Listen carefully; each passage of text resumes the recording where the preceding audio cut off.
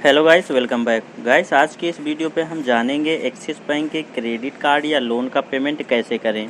वैसे यह वीडियो उन लोगों के लिए तो उपयोगी होगा ही होगा जो 10 मई 2021 के बाद देख रहे हैं, लेकिन यह वीडियो उन लोगों के लिए भी बहुत उपयोगी होगा जो इससे पहले भी एप्लीकेशन नेट बैंकिंग इस्तेमाल कर रहे हैं, क्योंकि axis bank credit card department ने बहुत दिनों में अपना फीचर अपडेट किया हुआ है और बहुत बड़ा अपडेट किया है। जो यूज़र पहले से भी एप्लीकेशन इस्तेमाल कर रहे हैं वह लोग भी नया अपडेट आने से काफ़ी कंफ्यूज हो गए हैं, क्योंकि जो तरीका पेमेंट करने का पहले था वहां से पेमेंट करने का ऑप्शन हटा दिया गया है और पेमेंट करने का ऑप्शन अलग ही कर दिया गया है।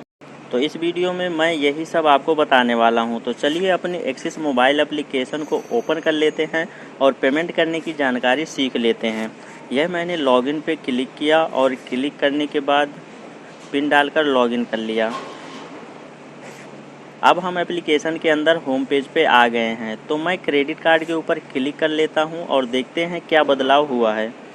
तो क्लिक करने के बाद हम अपने क्रेडिट कार्ड को यहां देख सकते हैं और कार्ड के ऊपर साइड लिमिट भी देख सकते हैं, लेकिन पेमेंट यहां से नहीं कर सकते। अभी आप जिस तरह का इंटरफेस देख रहे हैं वह पहले से बिल्कुल ही अलग है। अगर आप पहले से इस्तेमाल कर रहे हैं तो ज़रूर पता होगा पहले किस तरह दिखता था और अब किस तरह दिख रहा है।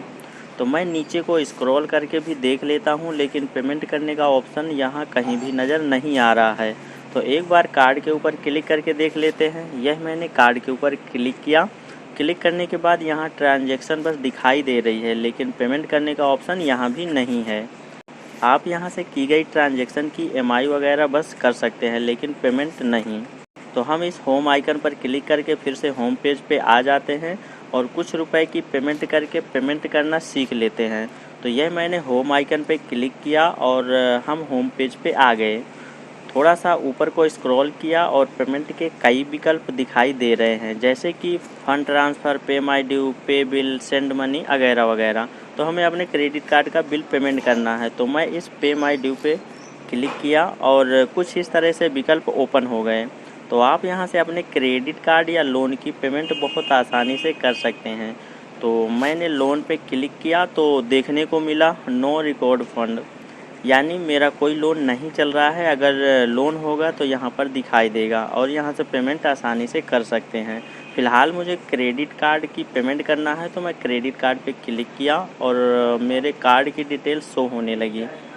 फिर थोड़ा सा मैंने ऊपर को स्क्रॉल किया तो यहाँ पर 14,000 की पेमेंट करने के लिए दिखा रहा है, लेकिन अभी मुझे 14,000 की पेमेंट नहीं करना है, क्योंकि अभी मेरे पास पेमेंट करने के लिए काफ़ी टाइम है।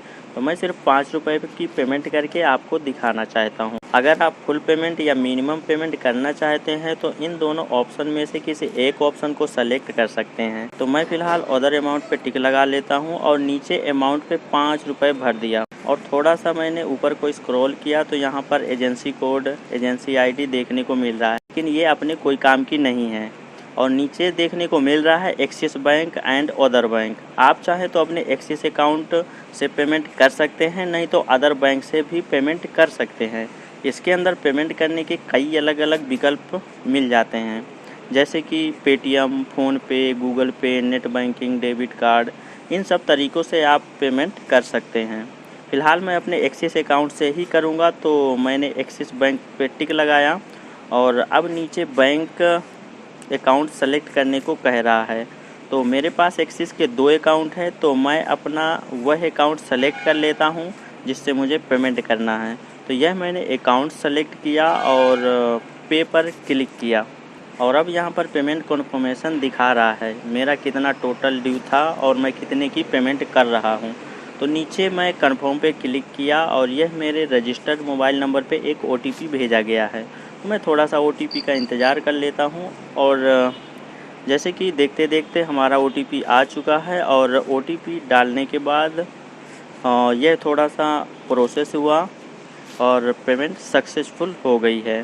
तो आप भी ये स्टेप फॉलो करके बहुत ही आसानी से पेमेंट कर सकते हैं। उम्मीद करता हूँ आप पेमेंट करना सीख गए होंगे, और अगर फिर भी कोई कन्फ्यूजन है तो आप हमें कमेंट बॉक्स पे कमेंट कर सकते हैं। हम आपकी कमेंट रिप्लाई ज़रूर करेंगे। तो चलिए फिर मिलते हैं अगले वीडियो में कुछ नई जानकारी के साथ। तब तक के लिए take care and bye bye.